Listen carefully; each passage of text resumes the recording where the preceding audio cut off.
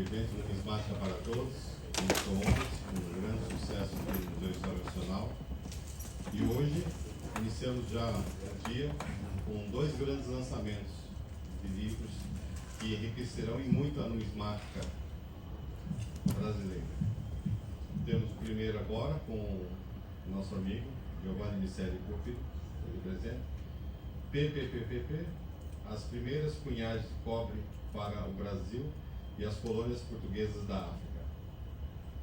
Um magnífico livro que vai elucidar muitos problemas que existiam antes de identificação na moeda, que graças a Giovanni, que é um jovem promissor total aqui na parte da numismática, principalmente no cobre, que ele se dedica há muitos anos, embora ele não tenha tantos anos, seja um jovem, mas que ajudará em muito a todos nós. Giovanni? Obrigado. Obrigado a todos que... Alô? Obrigado a todos que vieram, né, que puderam estar aqui, família, todos que contribuíram. Alguns ainda não chegaram, mas com certeza fazem parte dessa pesquisa, desse projeto, né? Mais tarde eu vou falar mais um pouco sobre essas pessoas que foram tão importantes. Esse livro ele começou como um projeto bem mais simples, né? Era só para sanar uma pequena questão sobre dificuldade de identificar certas moedas que estavam sem data. Lá para 2016 eu estava trabalhando sobre os carimbos de Minas, mas me falaram que já teria um trabalho relativamente avançado sobre o assunto. Então eu falei, vou procurar um outro tópico que tem a ver com esse tipo de pesquisa mais analítica dos punhos, das moedas, para trabalhar sobre. E eu encontrei o tópico das moedas 4P, né, como elas são normalmente chamadas, que é um tópico bem conciso, porque são poucos anos de produção, uma produção em relativa pequena quantidade, né, principalmente comparado às moedas da época do Reino Unido. Então, menos punhos, é uma tiragem muito limitada, né? Você consegue identificar todas aquelas moedas como pertencentes a um mesmo contexto histórico, né?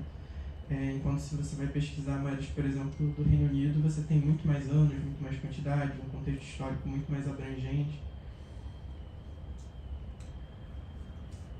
E além disso, são as primeiras, né? Que são tão importantes assim para a coleção numismática brasileira no cobre. Então, é o começo. A partir daí, para se trabalhar o resto, fica bem mais fácil. Antes de a gente começar a falar mais sobre o trabalho em si, eu queria explicar um pouquinho para quem não é tão familiarizado com os termos o que é um punho. Ele é basicamente um objeto metálico que é usado para gravar imagens em outros objetos metálicos ou não, embora normalmente moedas metálicas, né? Aqui a gente tem um exemplo de um cunho de uma medalha, e a gente vê que o relevo dele está côncavo. Então ele vai gerar uma imagem positiva num disco metálico. Aplicando pressão, e daí durante a história tivemos várias formas de aplicar essa pressão, né? No início com força mecânica bruta, né? Com marteladas, depois com prensas, e prensas que foram evoluindo, né? Antigamente prensas mecânicas e mais recentemente prensas hidráulicas, um processo que foi cada vez mais aprimorando a produção. Então, essas moedas são um pouco diferentes das que a gente vê hoje em dia. Por que esse trabalho é possível? Porque antigamente os punhos eram abertos num processo muito artesanal, muito manual, em que você tinha alguns elementos de repetição, como as punções, mas grande parte do processo de alinhamento, de aplicação e finalização do punho era manual. As punções, elas eram uma forma de você repetir certos elementos da imagem. Então, por exemplo, letras. Você podia ter, por exemplo, uma punção que era um V. E daí, com isso, você podia fabricar outras coisas. Com uma punção de V, você aplica ao contrário, faz um traço e vira um A. Ou pode usar mesmo como U, como foi usado durante grande parte, né, da cunhagem das moedas de cobre. Você tem outras funções, por exemplo, para elementos gráficos que não sejam só letras, ornamentos, vários elementos assim, menores que podem ser gravados em como se fosse um carimbo que vai ser aplicado sobre o punho em que está sendo fabricado, Só que não só essa aplicação não necessariamente era regular, com variação de pressão, da punção que era usada, como também o alinhamento era completamente manual. Então você cria uma grande variação nos cunhos. Aqui embaixo a gente tem, seria uma punção, né? Daqui no caso de uma letra O. E aqui é a abertura de uma gravura com buril, que é essa ferramenta que vai tirar um filete de metal e deixar uma imagem gravada. Aqui a gente tem o primeiro exemplo para a gente falar um pouquinho do que a gente estava vendo, né? Aqui a gente tem, por exemplo, essa parte aqui, que seria uma folha de acanto, que é um elemento heráldico, ela é feita por punção. Então a gente consegue ver que tem uma grande similaridade entre os cunhos. Inclusive, depois o que a gente vai ver é que aqui eu acho que ainda não estava sendo feito dessa forma, porque esse aqui é um pouco diferente desse. Embora eles estejam em orientações diferentes, eles teoricamente poderiam ter sido feitos com a mesma função, mas nesse caso não. Os castelinhos aqui ficam bem claros, porque todos têm o mesmo defeito aqui, que liga esse vão aqui para a direita, indicando que foram todos feitos pela mesma função, no mesmo processo de abertura de cunho. Aqui seria um exemplo, né, uma criação, não é o cunho real, mas de como seria o cunho de uma moeda 4P, né, com jadelozinho negativo, com a legenda invertida, e o objeto metálico em si, né, que é esse. Naquela época era um pouco diferente, provavelmente. A gente vê que a maioria dos cunhos mais antigos, eles tinham um perfil quadrado, não redondo, para fixar no balancinho, que era a prensa da época, para fazer essas moedas. E aqui a gente vê uma outra coisa, né, que nem tudo que é diferente é uma questão de cunho, de ter um cunho diferente. Pode ser simplesmente um desgaste, uma progressão do uso de cunho, como eu chamo. Então a gente vai ver no próximo slide três moedas que foram feitas com o mesmo cunho em momentos diferentes, então elas têm algumas diferenças que eu vou apontar. Primeiro que a gente vê que esse cunho está bem íntegro, né? Não tem muitas rachaduras, mas a gente tem algumas características, né? Por exemplo, aqui o R está unido ao D na parte de baixo. A gente tem esse pedículo, que é essa pérola, em cima dessa ligação, que está levemente deslocado para a direita. A gente tem o D do DG, o ponto, né, unido ao D. A gente tem uma leve reentrância aqui no P, a curva não é perfeita. A gente tem várias características assim que vão marcar o cunho, né? Algumas são mais perceptíveis do que outras. Essa aqui é o próximo estágio de utilização desse cunho. A gente consegue ver as mesmas características, né? Ponto unido ao D, assim como aqui. O pedículo levemente deslocado para a esquerda em relação à ligação.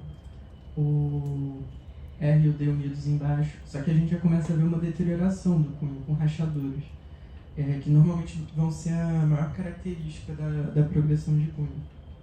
Aqui a gente vê uma baita rachadura que surge aqui da direita do diadema e vai em direção à orla, passando pelo meio do O. E aqui, no próximo uso do cunho, né, numa outra variante, você vê inclusive que já criou um empastamento, né, o interior do O, entre a rachadura e o contorno dele, foi preenchido pelo metal, porque no cunho em si perdeu o relevo. E aqui uma rachadura nova, que indica, mais uma confirmação de que essa variante aqui é bem posterior a essa, que vai aqui pela lateral e alcança o D, e aqui não existe. Então a gente vê aqui a progressão do uso desse cunho, né? Mas embora sejam características diferentes, as marcantes que estavam presentes nos primeiros usos ainda estão aqui e a gente consegue caracterizar esse cunho.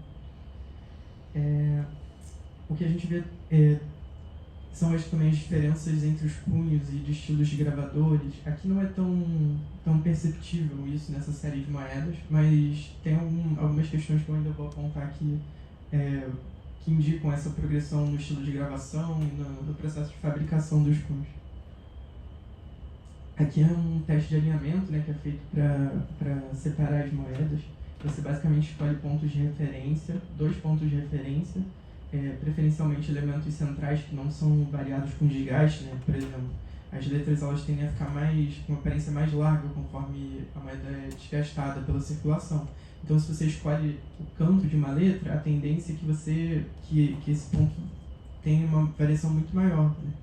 Então você tem que escolher elementos centrais. Por exemplo, aqui, se eu não me engano, foi no centro do O,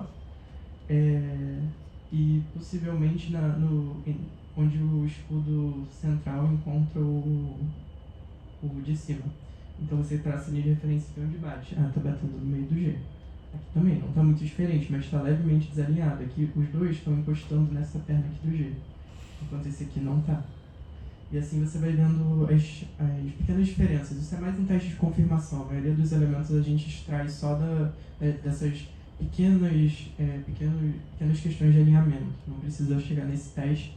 Inclusive o livro em si ele é mais voltado para trazer essas características visuais, que você não precisa mexer com a imagem, você consegue olhar a moeda, olhar o livro e resolver a questão. Aqui tem muito do que eu falei, né? A gente tem a progressão do uso de cunhos. Aqui nas moedas de 10 reais tem uma evolução, porque você vê... Bom, primeiro eu vou explicar a questão aqui das folhas de acanto. Aqui, em 1693 e 94, que é, se não me engano, aquela primeira imagem que eu mostrei para vocês, eles estavam usando essa função. Só que em 94, a gente já vê que ele está falhado aqui. Essa ligação era para ser mais grossa, para passar mais ou menos aqui onde eu estou passando o laser. Então, provavelmente, ou a punção foi mal fabricada, ou foi sendo danificada com o uso. E em 94, eles criaram uma punção nova, que é bem característica, porque ela tem uma grande entrada aqui, uma saliência bem grande no interior da folha, que aqui não existia.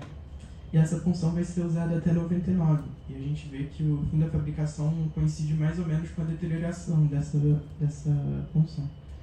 Aqui a gente tem essa saliência. E aqui a gente, em 99, nas últimas canhões, vocês veem que tem uma certa separação aqui, que provavelmente existe uma rachadura nessa punção e que foi evoluindo conforme o uso até que se tornasse inutilizável.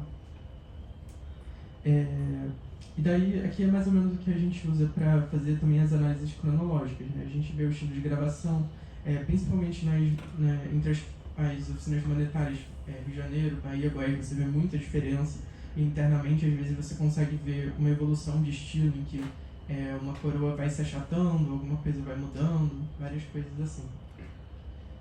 O desgaste no cunho que a gente já observou e os defeitos recorrentes no processo de cunhagem, né? Por mais que os cunhos às vezes estivessem em muito bom estado, as prensas não estavam, ou existia algum tipo de erro recorrente na fabricação dos discos, ou até mesmo no processo de cunhagem em si. E daí isso pode ser usado.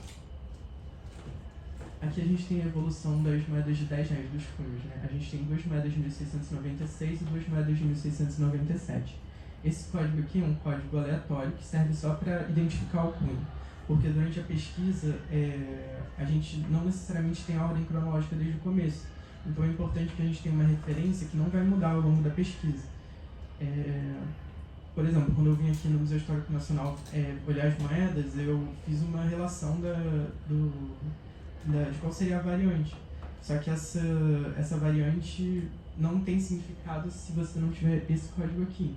Tanto que, inclusive na época eu ainda não tinha o código, eu anotei. Então agora, para passar o código certo, eu vou ter que olhar na versão antiga do catálogo e referenciar. É uma evolução da pesquisa que veio até de um projeto que eu tenho com o Alexandre, né, que é um amigão, e o Maia, que gerou esse tipo de código e esse tipo de progressão na pesquisa. O que a gente vê aqui é que a gente tinha um cunho de anverso e um cunho de reverso. Criaram um novo cunho de reverso em 96, usando o mesmo anverso. E deixaram esse primeiro cunho aqui de lado. Em 97, criaram um cunho de anverso novo, com 97, e reaproveitaram o reverso que usaram por último em 96. E depois aproveitaram de novo o mesmo anverso com o reverso que tinha sido usado primeiro, que estava de lado desde então. Aqui é uma breve noção assim, de algumas coisas que foram usadas para pesquisa, para ver o material, né, que a gente usa para escrever, que não é uma coisa que vem assim do nada, tem que ter uma certa organização. Aqui é basicamente a ordenação de variantes, tem o número de moedas encontradas, a porcentagem delas que estava com carimbo geral. Todos esses gráficos, essas informações estão no gráfico e também na palestra que eu vou dar mais tarde.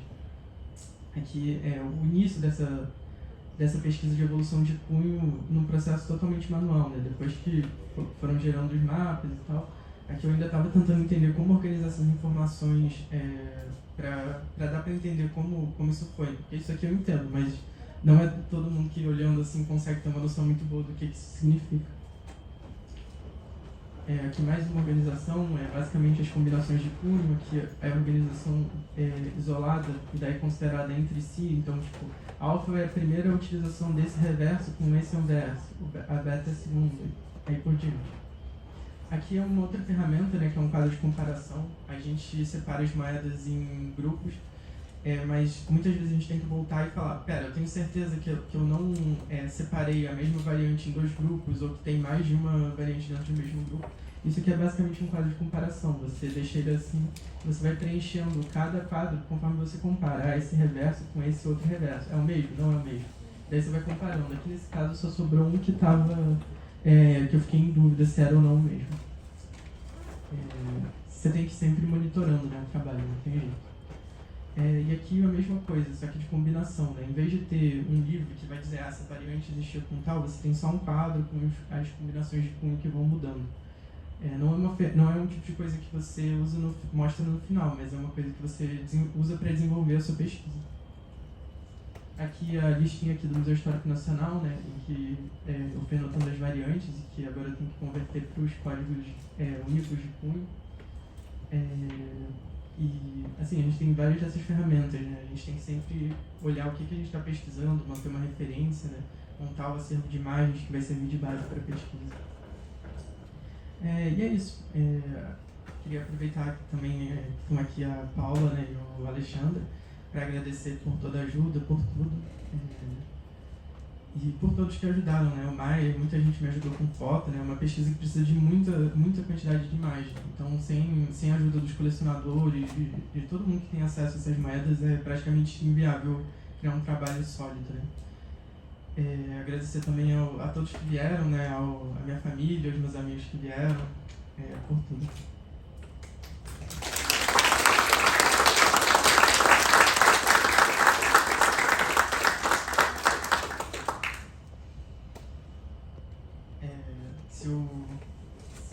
Os livros aqui, eu tenho alguns exemplares aqui que são para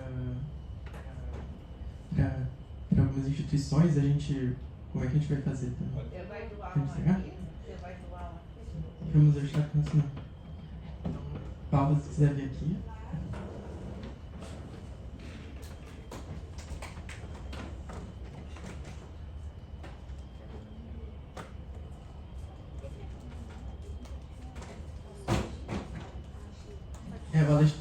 O Alexandre também.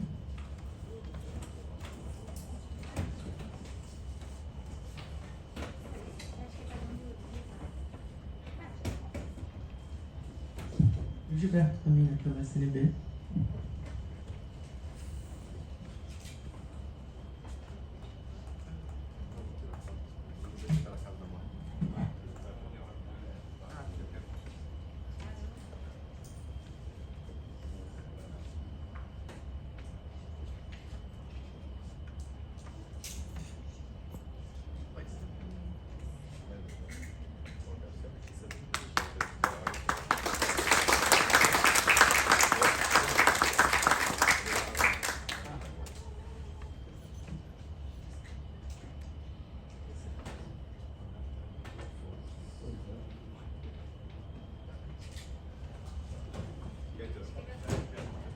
Precisa apagar a tela. Precisa apagar a tela para tirar a foto. Apagar a tela? Sem prazer. Vai ter que apagar o projetor. Será que... Aqui, ó. Deve acontecer.